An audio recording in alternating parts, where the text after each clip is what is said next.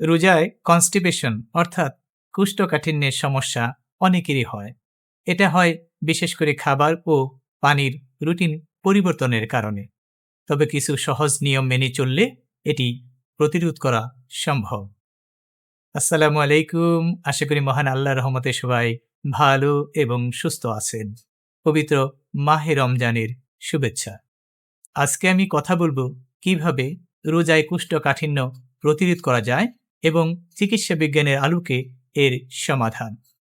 কোষ্ঠকাঠিন্য কি এবং কেন হয়? কোষ্ঠকাঠিন্য অর্থাৎ কনস্টিপেশন হলো অন্ত্র অর্থাৎ গাটের নড়াচড়া বা মোটিলিটি কমে যাওয়া, যার ফলে মলত্যাগ কঠিন হয়ে পড়ে। এটি সাধারণত আঁশযুক্ত খাবার ও পানি কম খাওয়া, কম শারীরিক পরিশ্রম এবং অনিয়মিত খাদ্যাভ্যাসের কারণে হয়। রোজায় কোষ্ঠকাঠিন্যের কারণ।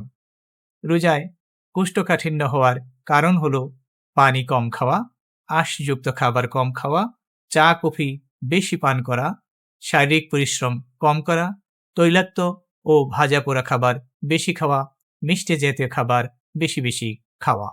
এসব কারণে অন্ত্রের স্বাভাবিক কার্যপ্রক্রিয়া বাধাগ্রস্ত হয় এবং মল কঠিন হয়ে পড়ে।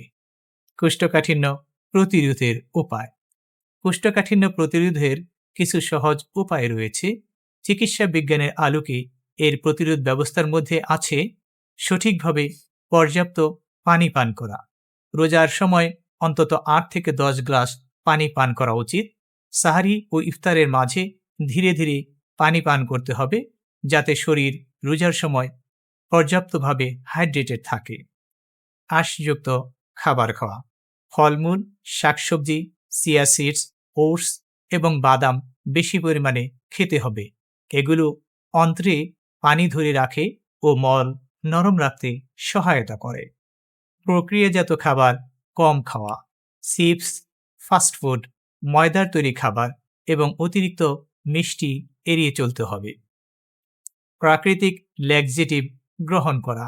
এর মধ্যে ইসবগুলের ভুসি, খেজুর এবং আলু বোখারা কোষ্ঠকাঠিন্য প্রতিরোধে কার্যকর ভূমিকা রাখে। হালকা ব্যায়াম করা।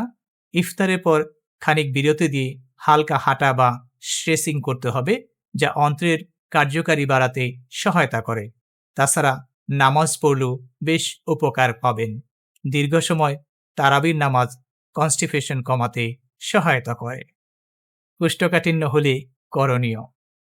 যদি কোষ্ঠকাঠিন্য হয়েই যায়, তাহলে করণীয় হলো উষ্ণ পানি কিংবা দুধ পান করুন। নর্মাল বা উষ্ণ পানি পান করলে অন্ত্র সচল থাকে। তাছাড়া উষ্ণ দুধ পান করতে পারেন, তবে অবশ্যই তা চিনি ছাড়া। ইসবগুলির ভুসি খান। 1 থেকে 2 চা চামচ ইসবগুল দই বা পানির সঙ্গে মিশিয়ে খেলে দ্রুত উপকার পাবেন। অনেকেই ইসবগুলির ভুসি বেশ কয়েক ঘন্টা ভিজিয়ে রেখে পান করেন। এতে তেমন উপকার পাওয়া যায় না। উপকার পেতে চাইলে পানিতে ভিজিয়ে 2-1 মিনিটের মধ্যেই ইসবগুলের ভুসি পান করতে হবে।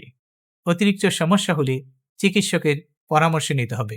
সেক্ষেত্রে চিকিৎসক আপনার অবস্থা বিবেচনা করে ল্যাক্সেটিভ কিংবা গ্লিসারিন সাপোজিটরি ব্যবহারের পরামর্শ দিতে পারেন।